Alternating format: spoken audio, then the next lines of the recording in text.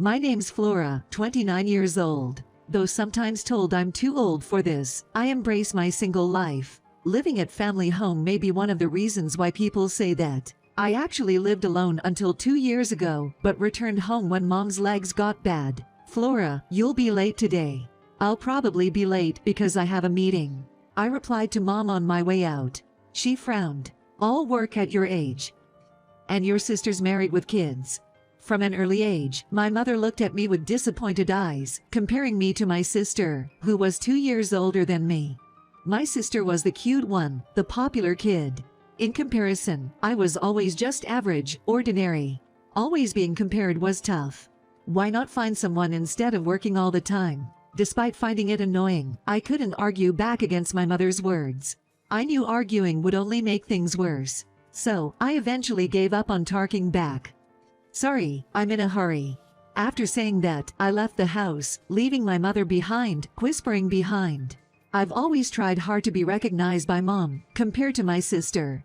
I worked hard at my studies and entered a decent school, and I also received a scholarship to enter college so that I would not burden my parents.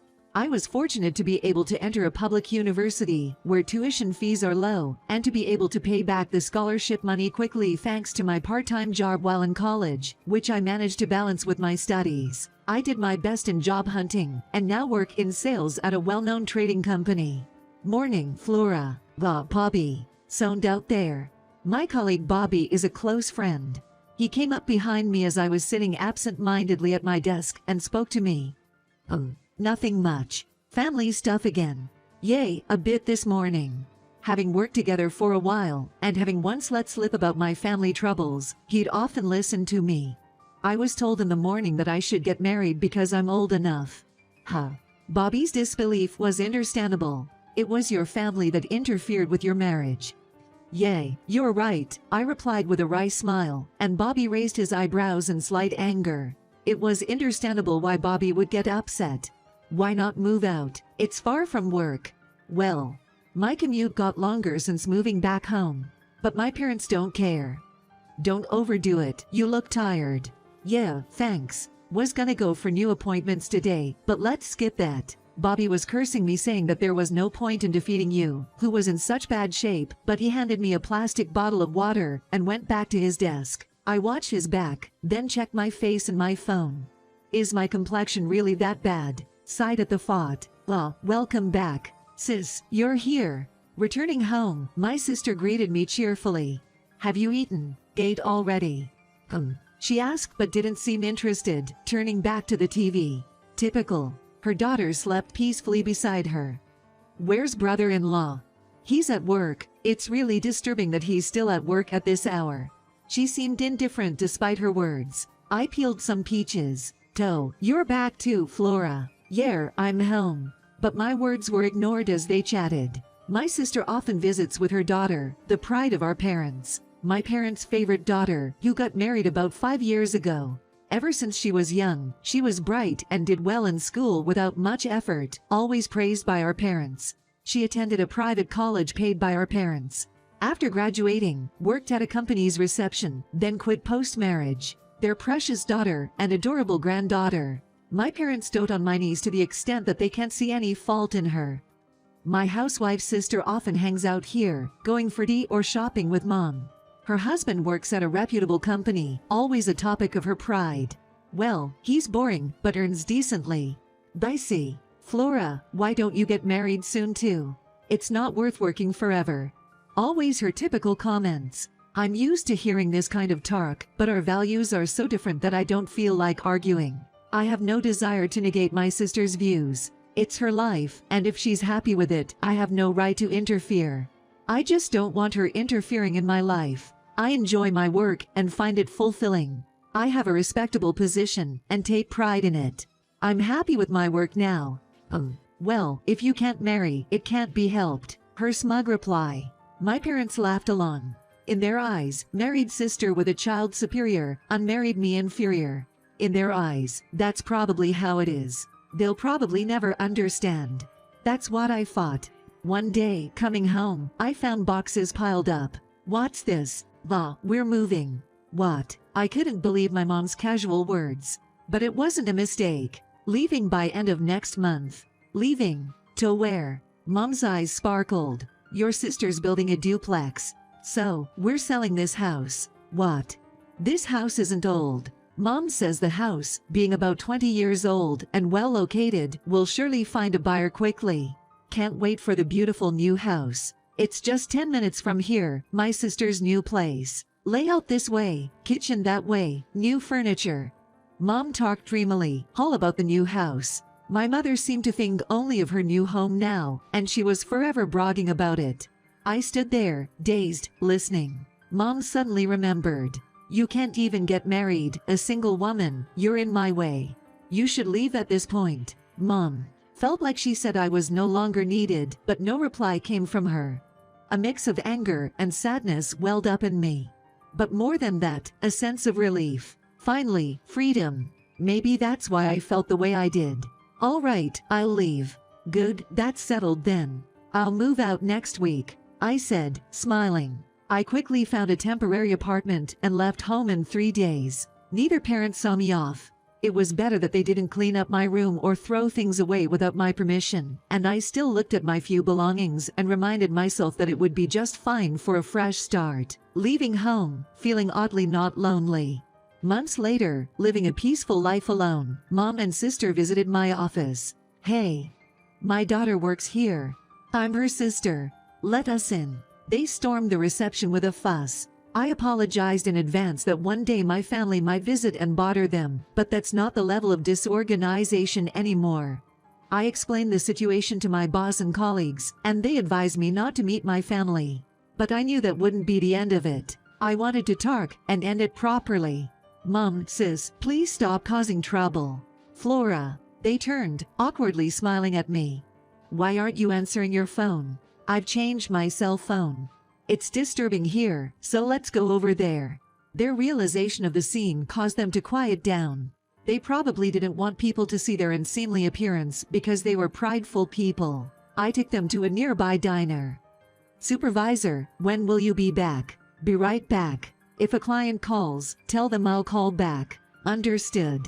Instructing my subordinate, we left the office. At the diner, my sister raised her voice. You.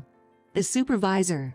Just that. You, a supervisor at a trading company. Unbelievable. Yes, I'm a supervisor. In terms of years, I think I've been promoted fairly, but it seems my sister doesn't like that. Why didn't you tell us? Why should I? No answer from her. Probably just wanted to brag or exploit my position. Glad I didn't say anything. Whether I'm a supervisor or a manager, it's none of your business, right? What? To you too, I'm worthless unless married, right? Flora, what brings you here today, to the office? What do you mean? Why haven't you contacted me? Normal to say if you change your number. Because I didn't have to contact you. Flora, you may not need to, but we do. I knew what they wanted. What? That sister got divorced, or that you were kicked out of your new house. Either way, I don't think I had anything to do with it. I knew it. You did something right. My sister lunged at me, but Mom stopped her. I watched coldly. I have nothing to do with this. Lies. It's true. You were the one who lied to brother-in-law, weren't you? Huh. You were cheating, weren't you? My sister turned pale, hand over her mouth. Seeing the way she acted, I guessed that my brother-in-law did not tell her anything about why he was kicking her out of the house. After I left home, he contacted me. I just want to talk a bit, he said. He looked worn out. Sorry for calling suddenly. You're living with sister and my parents, right? Yay.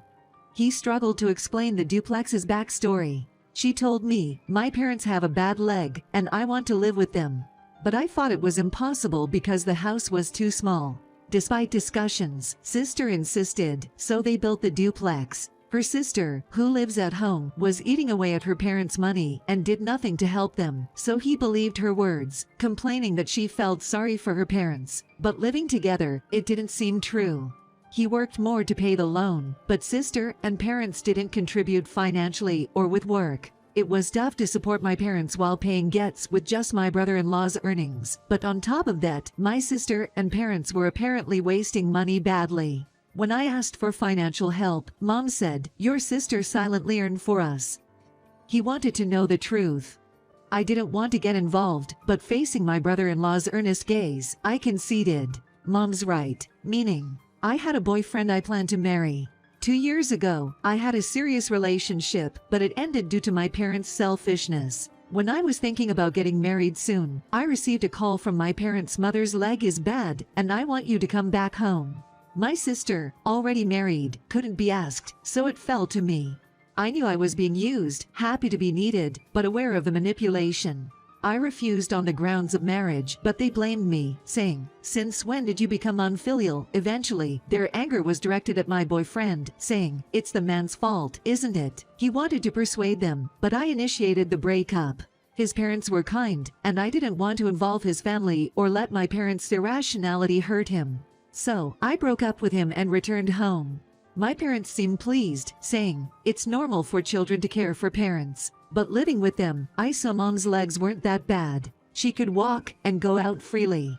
I didn't understand why we needed to live together. "You're home, so you'll contribute financially, right?" When Mom said that, I understood. It was for money. My parents were spendthrifts. Things were okay when Dad worked, but after retirement, his pension quickly depleted. I was putting my salary into the house as my parents asked me to. I think my parents and sister lived off that money. Perhaps my earnings were more than they thought. I managed to save almost half secretly, which was a relief. After a silence, my brother-in-law showed me a photo. In the picture there was my sister and a young man walking with their arms intertwined. Shocked, I looked up. He gave a resigned smile. I got curious, did some digging, and found this. "I'm really sorry for the trouble caused by my sister and parents. No, you've had it hard too. I'm at my limit. They might trouble you again. It's okay." We parted after that. I heard they divorced, but didn't know the details. Never imagined my sister's infidelity was known. "Brother-in-law, didn't you tell you?" "Why? He knew too. Brother-in-law taught me about it." Unbelievable. Sister finally understood why he didn't disclose the reason for divorce. For the child's sake. The impact of learning that their parents' divorce was caused by their mother's infidelity on a grown child is unpredictable. My sister sat down, her face pale with shock. Mom looked at me, pleading, "Hey, since you know, please help us." "Help how?" "We've been kicked out of the house. The 3 of us are living together in a small apartment. Do you know where I can find a nice place to live? I need you to look after our living expenses too. My mother is still the same. And cover your debts too." What? Did they really think I didn't know? Mom looked at me, surprised. My sister's eyes widened, comparing Mom and me. Apparently, she didn't know about our parents' substantial debts. She must have thought my salary alone funded their lavish lifestyle. That is. Mom stumbled over her words. "Debt. I had no idea." "That's because we bought things for you and your child. Don't blame us." "Mom, you bought so many designer things." As they argued, Mom looked at me with a hopeful glimmer. "Flora, you're a supervisor at a trading company, right? You must earn more." Her twisted smile made me feel nauseous. "I forgive you for that. So, why don't you come live with us again? And this time, you'll make sure to put your salary in the house." Yay. Flora should cover our expenses and debts. I couldn't help but laugh because the 2 of them said it so matter-of-factly, as if they had just thought of a good idea. Good, they remained terrible till the end. I was relieved my heart wasn't swayed. "What are you saying? I won't help you." "What?" "Goodbye, Mom, sis." Ignoring their stunned faces, I stood up, took only the bill and left. Their shouts followed me, but I didn't look back. Mom and sis visited my office multiple times, but I never met them. Maybe they gave up, fearing the police if they caused a scene at the reception. My sister lost custody of her child and divorced. It was for the best. Her ex-husband prioritized the child's future, foregoing alimony and child support for a peaceful divorce. My parents and sister are now living together in an old, cramped apartment. They seem to be scraping by on my parents' little pension and my sister's part-time job at a factory. As for me, work's going great, living fulfilling days. "Hey, Flora, you seem in good spirits lately." "Yeah, sleeping well." I replied to my colleague, Bobby. "Aren't you lonely living alone?" "Not really. Finally feeling free." "Dicey." "What?" "Would you consider dating me?" I was surprised but pleased. He'd like me for a while. Knowing I broke up with my boyfriend due to family issues, he'd quietly supported me until things settled. A bit shy, I said, "I'll consider it." His smile beamed with joy.